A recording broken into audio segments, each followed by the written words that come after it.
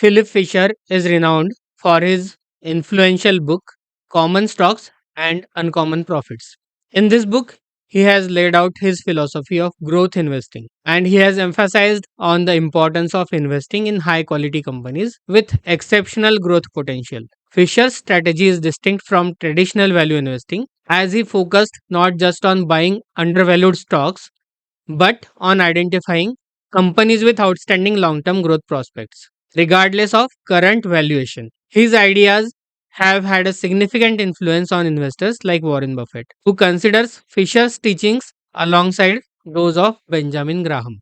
His investment philosophy revolves around identification of companies with strong growth potential and holding them for long term. Fisher emphasized the importance of qualitative factors in stock selection, such as management quality, innovation, and customer relationships. He believed in thorough research, including speaking directly to industry experts, suppliers, customers, and competitors to gather insight that might not be obvious from financial statements alone. This is very important. Some of you may be part of other groups where SME investment is spoken about, SME stocks are suggested. They are analyzing in this way using qualitative factors. They are speaking directly to industry experts, suppliers, customers, competitors, and they are also visiting the stores, speaking to those users. Unless this kind of research is done, it is not advisable to invest in SME, and it is really difficult to invest based on someone else's conviction. This method proposed by Philip Fisher is called as scuttlebutt method. This is Fisher's most famous concept. The scuttlebutt method involves conducting extensive research by gathering information from various sources such as customers, suppliers, competitors, and employees before investing in the company. Fisher believed that speaking directly to people involved with the company could provide valuable insights into its strengths and weaknesses that aren't found in the financial statements. How it works? The scuttlebutt method is akin to investigative research.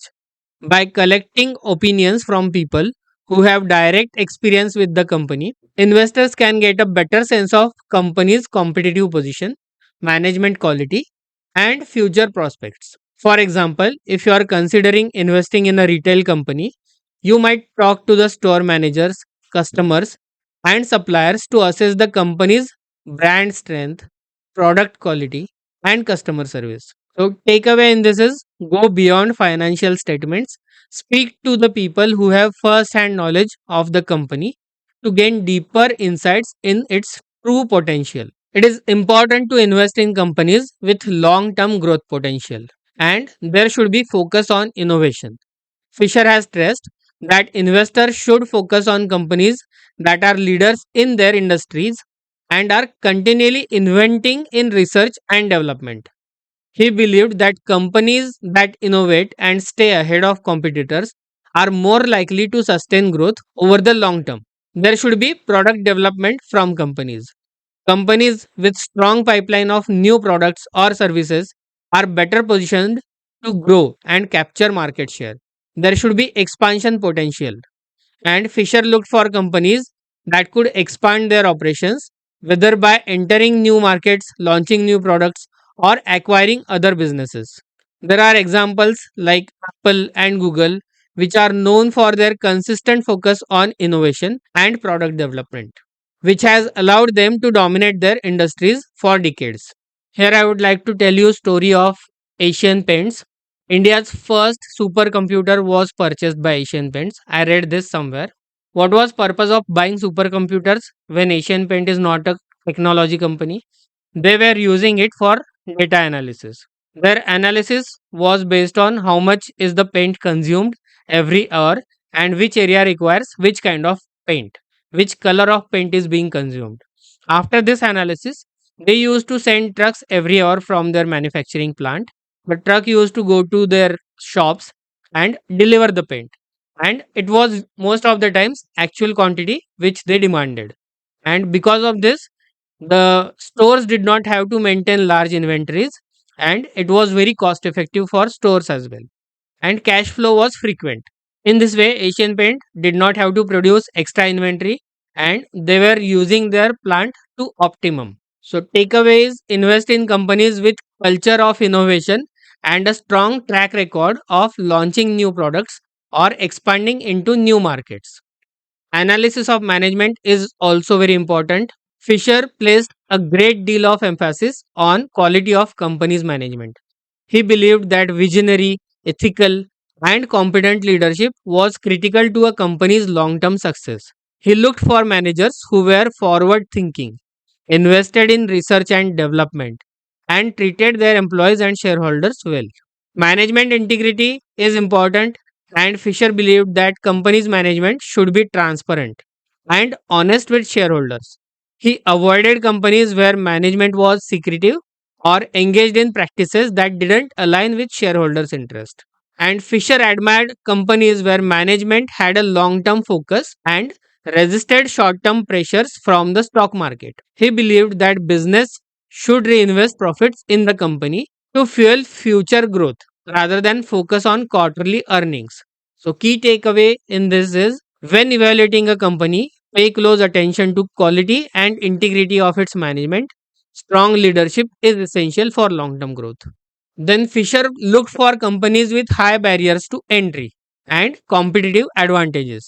High barrier to entry means it prevents new competitors from entering the market easily. These barriers might include strong brand, patents, regulatory protections, or economies of scale. And sustainable competitive advantage was important for him. Those companies which have sustainable competitive advantages are more likely to grow and maintain profitability over time. These advantages could include a loyal customer base, unique products, or proprietary technology. For example, Johnson and Johnson and Procter and Gamble. These are examples of companies with high barriers to entry due to strong brands, economies of scale, and broad product portfolio that is difficult for new entrants to replicate. Takeaway here is invest in companies with high barriers to entry and strong competitive advantages that can protect them from competition over long term.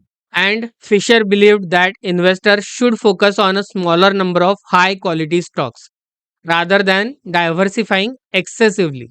He argued that owning a concentrated portfolio of companies that you have thoroughly researched and have high confidence is more effective than spreading investments across too many stocks, which can dilute returns. And he opted quality over quantity.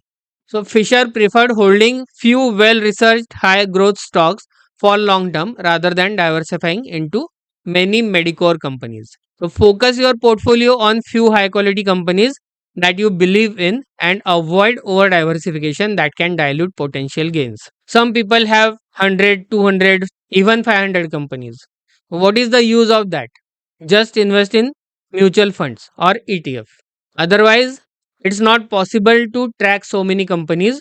Optimum number varies from person to person, but it can be even 4 or 6 companies for somebody, up to 20 companies. It is okay. More than 20 companies may not be very good if they are high growth companies. Some people who are using SMEs, they can invest in 40 or 50 SME companies also, because SME has a risk of going to zero. And this message gets repeated by every investor. Patience pays. Fisher was a strong advocate for long term investing. He believed that once you have identified a great company with solid growth prospect and management, you should hold on to it for long term and allow the company to grow and compound returns over time. Ignore short term volatility and go for long term view. One of his investment was in Texas Instruments, and it is most well known success story. He held the stock for decades as the company continued to grow and innovate in the semiconductor industry. So takeaway is be patient with your investments. Once you have invested in a high quality company with long term growth potential, hold it through market ups and downs. Fisher had developed a list of 15 key characteristics that he believed successful companies possessed. These criteria became central to his stock picking strategy. Here are some of the most notable points. First one is, does the company have products or services with sufficient market potential to make possible a sizable increase in sales for at least several years. So look for companies with growth potential driven by new products or expanding markets. Then second point is, does the company have a research and development effort that is clearly focused on long term gains? Companies which prioritize innovation and research are more likely to sustain long term growth. Look for company which have strong sales organization. A strong, well managed sales team can drive growth by successfully marketing the products and services. Next point is, does the company have above average profit margins, and are these margins likely to remain stable or improve? High and stable profit margins indicate strong financial health and operational efficiency.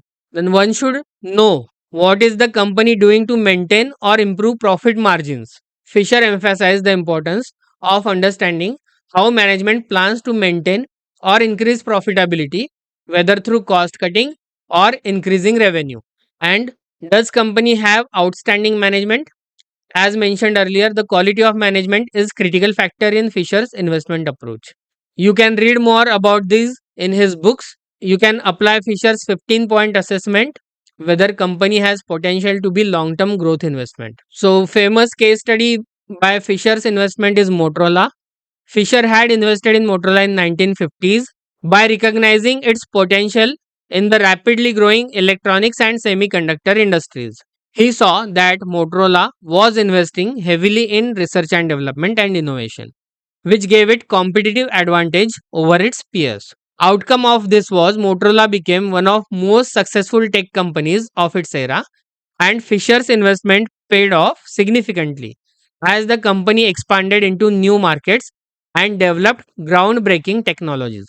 So what we can learn from here, Fisher's investment in Motorola tells us about his focus on innovation, management quality, and long term growth potential.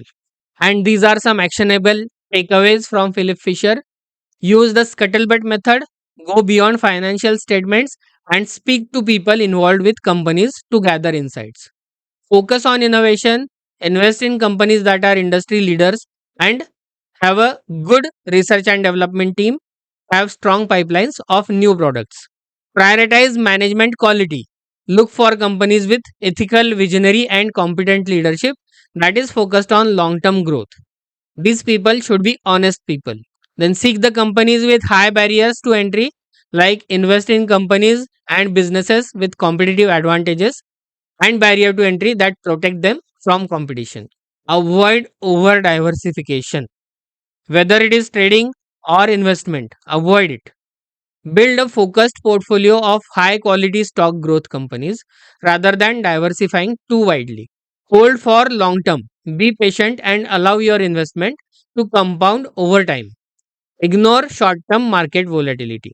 So, in conclusion, we can say that Fisher's philosophy still works. His approach is to investigate in high quality, innovative companies with strong management and long term growth potential, and it remains highly relevant even today. His emphasis on thorough research, the importance of management, and power of holding stocks for long term is a strategy that has stood the test of time. Investors who apply Fisher's principle can find opportunities for substantial growth by identifying companies with sustainable competitive advantages and the ability to thrive over many years.